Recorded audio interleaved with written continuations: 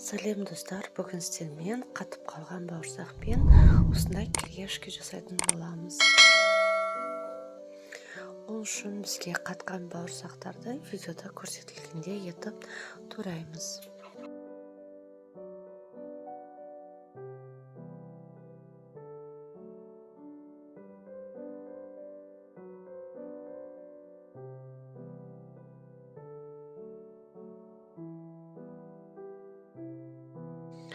Кесілген бауырсақтарымызды бір ыдысқа салып, қара бұрыш, тұз, көз мөлшерімен сұйық май қосып, әбден шайқайып істемесе қасықпен араластырсаңыздар да болады.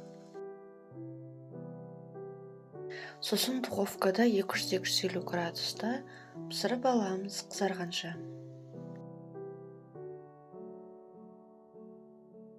Егер видео рецепт ұнаса сіздерге каналыма тіркеліп, лайк басып, комментарий қалдырыңыздар.